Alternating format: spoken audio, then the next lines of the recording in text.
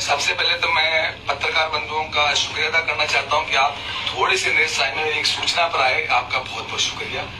उसके बाद जैसा कि विदित है कि हमारे कायद, हमारी पार्टी के राष्ट्रीय अध्यक्ष बैरिस्टर असदुद्दीन ओवैसी साहब अभी फिलहाल 2 दिन के दौरे पे रहेंगे, जिसमें 21 तारीख को वो फतेहपुर विधानसभा के दौरे पे रहेंगे और 22 तारीख को जयपुर में विशाल जनसभाओं को संबोधित करेंगे। 21 तारीख को बस असदुद्दीन ओवैसी साहब का रूट ये रहेगा कि 11:15 बजे वो एयरपोर्ट पे आएंगे। उसके बाद वो होटल आमिर क्लास जाएंगे, वहां लगभग 3-4 घंटे वो मुलाकात करेंगे कार्यकर्ताओं से। उसके बाद 3 बजे होटल आमिर क्लास से वो रवाना होंगे और सीकर नवलगढ़ बाईपास देते हुए वो नवलगढ़ में कार्यकर्ताओं के द्वारा उनका स्वागत किया जाएगा। उसके बाद मुकंदगढ़ से भी कार्यकर्ताओं के द्वारा उनका स्वागत किया जाएगा सदर साहब का। उसके बाद मुकंदगढ़ से वो चूड़ी मियान देते हुए आलमास, जहाँ कार्यकर्ताओं द्वारा स्वागत, उसका भीतरी में एक छोटी जनसभा होगी। उसके बाद भगासरा में कार्यकर्ताओं द्वारा स्वागत है। उसके बाद बेसवा में एक जनसभा होगी, बड़ी जनसभा होगी। उसके बाद बेसवा से इसी रूट पर आपके फतेहपुर आएंगे, जहां पर नावलगढ़ जो पुलिया है उसके पास से हमारे कार्यकर्ताओं का स्वागत करते हुए साईं बाजार से लेकर सिकरिया चौरस्ता से होकर सीधे अक्सा जो मस्जिद है, ये जो हाईवे है आपका बीकानेर हाईवे, नेशनल हाईवे, या अक्सा मस्जिद के पास में एक प्राइवेट ग्राउंड पे हमारी एक विशाल जनसभा 21 तारीख को शाम को 6:30 बजे होगी इंशाल्लाह।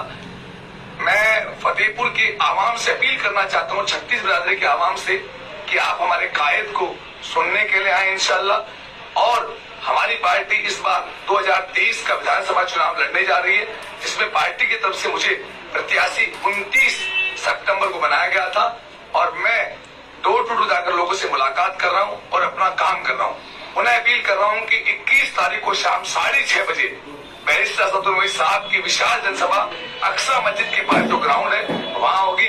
तमाम हजरात फतेहपुर के आसपास के जो लोग हैं, लक्ष्मणगढ़, नवलगढ़, मुकंदगढ़, झुंझुनू, चूरू, जहाँ की भी आवाम है, रामगढ़, सब लोग, जितने भी विधानसभा में गांव है, सब लोगों को मैं इन्विटेशन दे रहा हूँ, 36 बिरादरी के लोगों को, आप ओवैसी साहब को सुनने के लिए।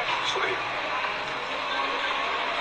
क्या लगता है कि विधानसभा चुनाव है, फतेह कर पाएंगे आप? बिल्कुल, हर कैंडिडेट फतेह के लिए लड़ता है। हम बिल्कुल ताकत से लड़ेंगे और ताकत से लड़ेंगे, आपको दिखाएंगे। मैंने पहले भी कहा है कि बैरिस्टर असदुद्दीन ओवैसी वो नाम है। आज आप देखिए, हैदराबाद के अंदर म्युनिसिपल कॉर्पोरेशन का इलेक्शन हुआ, तब बीजेपी के सारे कदावर नेता 120 मिनिस्टर वहां पहुंचे थे, फिर भी हमने वहां पे जीत तय करी। 51 सीटों पे हम लड़े, 44 में जीते। हम पूरी ताकत के साथ फतेहपुर में लड़ेंगे, 36 बिरादरी जाके वोट की अपील करेंगे। तो विधानसभा चुनाव में आपको प्रत्याशी बनाया विधानसभा चुनाव में, काफी लोगों का कहना है कि फतेहपुर से भी कोई प्रत्याशी है, वो होना चाहिए था। सर देखिए, मैं पहले भी कह रहा हूँ, ये पार्टी का निर्णय था। हमने फतेहपुर की आवाम ने, हमारे पास जो हमारे संगठन में जो लोग हैं, हमारी पार्टी में यहाँ अध्यक्ष के तौर पे अब्दुल सोलंकी साहब है, हमने उनको लगातार 1 साल तक ये कहा कि आप कोई न कोई प्रत्याशी फतेहपुर के अंदर आप लेके आइए, हम उन्हें टिकट देंगे और वो अपना काम शुरू कर देंगे। और हमने लगभग 10 महीने तक फॉलो अप किया। अब जो अपने आप को प्रत्याशी बता रहे हैं वो भी हमारे भाई हैं। देखिए, पार्टी हमेशा उस एजेंडे पे, विजन पे टिकट देती है जब कोई वर्कर काम कर रहा है, उसकी बूथ वाइज मैनेजमेंट कमेटियां हैं, उस पे ठीक है, पार्टी ने मुझे चुना, मैं किसी के खिलाफ नहीं हूं और मैं रहूंगा इंशाल्लाह। वो भी मेरे भाई हैं, अगर जो अपने आप को प्रत्याशी कह रहे हैं, ऐसा कोई नहीं है। हम पूरी ताकत के साथ सब मिलकर लड़ेंगे इंशाल्लाह। पिछली बार जब ओवैसी की सभा हुई थी फतेहपुर में, तो काफी लोग शामिल हुए थे। इस बार क्या रहने वाला है?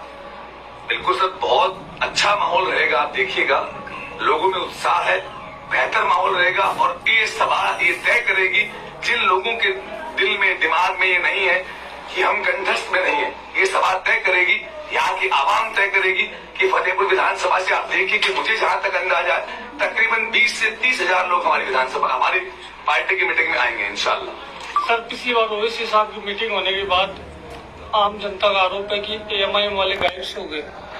तो देखिए, गायब होने की बात यह है कि मैं पहले भी कहता हूँ, पार्टी को रन करने वाला वर्कर होता है। हमारे अब्दुल सोलंकी साहब यहाँ के अध्यक्ष थे, क्योंकि बीमार रहते हैं काफी टाइम। मैं पूरे राजस्थान के अंदर पार्टी के लिए काम किया, 14 जिलों से मैं पार्टी की तरफ से प्रभारी हूँ, जनरल सेक्रेटरी हूँ। मेरी जिम्मेदारी पूरे राजस्थान में पार्टी को बनाने की, नहीं कि फतेहपुर विधानसभा क्षेत्र। ठीक है, मैं यहाँ के आवाम से अपील करता हूँ कि मैं पार्टी का नुमाइंदा हूँ, मैं एक पॉलिटिकल आदमी भी हूँ। मैंने टाइम दिया, लेकिन अब मैं कंटिन्यू पिछले 2 महीने से मैं यहाँ काम कर रहा था, लेकिन बाई चांसली मेरा एक एक्सीडेंट हो गया, रोड एक्सीडेंट, जिसमें मैं 2 महीने बेड रेस्ट था। और उसके बाद मैं कंटिन्यू आवाम के बीच हूँ, रोज जा रहा हूँ। हमारे रोज दौरे हो रहे हैं, हर वार्ड में, हर गली में। पिछले 3 दिन से हम रेगुलर रामगढ़ जा रहे हैं, वहां भी अच्छा रिस्पॉन्स मिल रहा है। आप फतेहपुर में और फतेहपुर विधानसभा में घूम रहे हैं, लोगों का क्या रिएक्शन है?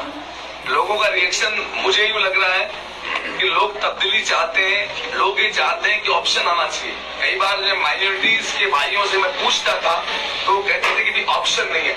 आज लोगों को लगता है कि ऑप्शन है, और वो ऑप्शन हमारे कायद बैरिस्टर असदुद्दीन ओवैसी है। ठीक है, मैं पार्टी का नुमाइंदा हूँ, मैं जनता से अपील करूंगा कि भाई आप हमें एक बार मौका दें। सबको मौका मिला है, अगर आप एक बार मौका देंगे तो हम बेहतर तरीके से काम करेंगे। भाई हाकम अली खान साहब ने चुनाव लड़ा 2013-18 के अंदर, जनता ने उन्हें 5 साल का मौका दिया। नंद किशोर बैरिया पहले चुनाव लड़ चुके, 2013 से 18 एमएलए रहे। मधु बिंदा जी के वालिद साहब बनवारी लाल बिंदा जी भी 93 से 98 में एमएलए रहे। भाई जनता ने मौका सबको दिया। मैं तो कह रहा हूँ कि एक बार हमारी पार्टी को संपूर्ण विधानसभा एक बार वोट देके देखिए, और फिर देखिए कि क्या फतेहपुर विधानसभा में काम होता है कि नहीं होता। रिसेंटली मैं एक छोटी सी बात कहूँ, कल परसों मैं जयपुर से आ रहा था, हमारी चूरू की कार्यकारिणी घोषणा कराकर, तो मैं उनकी गाड़ी में आया और मुझे उन्होंने यहाँ पर मंडावा रोड पे छोड़ दिया। तो आप मानेंगे नहीं, मैं तकरीबन 40 मिनट यहाँ पैरों तक, मेरे घोड़ों तक पानी था। मैं 40 मिनट तक, मेरा मोबाइल भी स्विच ऑफ हो गया। मुझे लगा शायद मैं घर पहुंच पाऊंगा, नहीं पहुंच पाऊंगा, क्योंकि मेरा निवास स्थान हाल 3 कोठी मंडावा रोड है। तो मैंने हालात देखे, तो मैं पॉलिटिकल बात नहीं कर रहा हूँ। मैंने अपने आप से सवाल किया कि जावेद, जब तेरे साथ की हालात है तो यहाँ की आवाम के क्या हालात होंगे। ये मैंने अपने आप से सवाल किया, और मैंने अपने आप से ये कमिटमेंट किया कि मुझे अगर मौका देती है फतेहपुर विधानसभा की जनता, तो मैं आपसे वादा करता हूँ समस्त समस्याओं को हल करूंगा इंशाल्लाह। सर, फतेहपुर की जनता आरोप लगाती है आपकी पार्टी पे कि आपके जो ओवैसी साहब हैं या आपके जो भी कार्यकर्ता हैं, वो सिर्फ माइनॉरिटी की बात करते हैं। माइनॉरिटी के नो डाउट यहाँ 50,000 वोट है, लेकिन उसके सामने देखा जाए तो लाखों में वोट अदर भी है, मुस्लिम नॉन मुस्लिम दोनों है, और यहाँ नॉन मुस्लिम बाहुल्य क्षेत्र है। ऐसे में आप किस विजन पे, किस हिसाब से काम करेंगे? देखिए, जहां से मेरे कायद एमपी बनते हैं हैदराबाद में, वहां रेशियो है 40-60। मेरे नॉन मुस्लिम भाई 60 है, मुस्लिम भाई 40 है। ये चुनाव नॉन मुस्लिम मुस्लिम का नहीं है। मैंने कहा कि हमारे पे आपने का आरोप लगते हैं, कहाँ आरोप? अरे हम गरीब की, अगड़े की, पिछड़े की आवाज है। अगर आज कहीं किसी मोदी जी की नीतियों का विरोध कोई आदमी कर रहा है, तो अपोजिशन में कांग्रेस नहीं है, अपोजिशन अदर पार्टियां नहीं है। आपको एक ही चेहरा सोशल मीडिया, मीडिया से आपको एक ही चेहरा दिखता है कि बैरिस्टर असदुद्दीन ओवैसी साहब कर रहे हैं। अभी ओम बिरला जी ने एक बात कही, जो महिला बिल था, उसने असदुद्दीन ओवैसी साहब ने कहा कि भाई महिलाओं में जो ओबीसी है, एक बहुत बड़ा वर्ग है, ओबीसी, दलित, अगड़ा, पिछड़ा, शोषित, उनको महिलाओं को रिजर्व किया जाए। तो सरकार ने कहा कि नहीं, तो ओवैसी साहब अकेले खड़े हुए, तो ओम बिरला जी ने कहा आपके साथ कौन है? तो वो एक ऐसे वाहिद आदमी थे जिन्होंने कहा कि मेरे साथ अल्लाह है। हम ये बात मानते, भाई हमारा कोई गैर मुस्लिम भाई नो डाउट भगवान की पूजा करे, उनका धर्म है, कर लीजिए। उन्होंने ये वर्ड कहा तो हमें लगा रियल में कि कायद होना चाहिए, तो ऐसा होना चाहिए। भाई एक बात बताइए, हम काम नहीं कर रहे। एक मीडिया के आपके भाई ने सवाल किया जयपुर के अंदर कि आप न देश के प्रधानमंत्री हैं, न राष्ट्रपति है, न किसी स्टेट के मुख्यमंत्री है, न कैबिनेट मंत्री है, आपके यहाँ डेवलपमेंट के क्या हाल है? तो बोलिए, 543 मेंबर ऑफ पार्लियामेंट में राजस्थान से भी बीजेपी के 25 है। उन्होंने कहा कि हमने अभी हैदराबाद के अंदर, मैंने 500 करोड़ रुपए हैदराबाद के डेवलपमेंट के लिए, और आज आप हैदराबाद को देखिए, आज पूरे भारत के अंदर हैदराबाद नंबर 1 सिटियों के अंदर, बेंगलुरु, हैदराबाद। तो हम वो लोग हैं जिनकी मौजूदगी इस बात को दर्शाती है कि हमारी संख्या क्या है। मत सोचिए आप कि ओवैसी साहब का एक नुमाइंदा अगर विधानसभा पहुंचा, 2 पहुंचा, तो मैं आपसे वादा कर रहा हूँ 1 या 2 भी 200 पे भारी पड़ेंगे।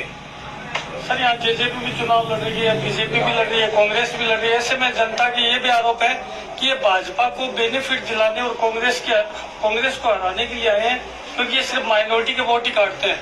सर देखिए, ये बीजेपी की बी टीम है।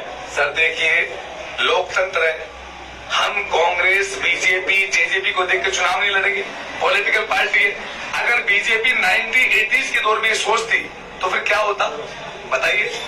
बीजेपी 1980 के दौर में सोचती तो क्या 2 सीटों से 300 प्लस होते? अरे हम चुनाव लड़ेंगे, पॉलिटिकल पार्टी है, बिल्कुल ताकत से लड़ेंगे।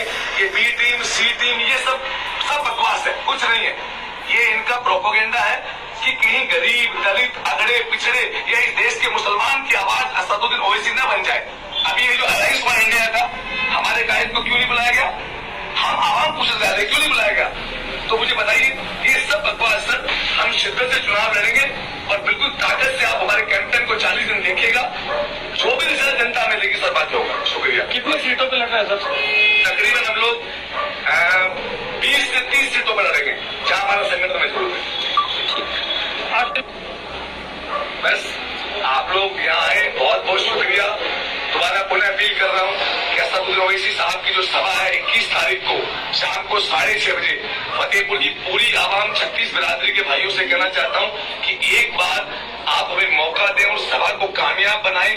फिर हम आपको बताएंगे फतेहपुर के अंदर जो आपके मीडिया भाइयों के सवाल है वो जायज है, लोकतंत्र में होने चाहिए। लेकिन मैं आपसे वादा कर रहा हूँ, अगर एक बार MIM को मौका दिया यहाँ के आवाम ने तो ये सवाल भी शायद खत्म हो जाएंगे इंशाल्लाह।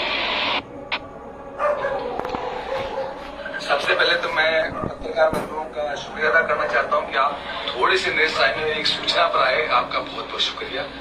उसके बाद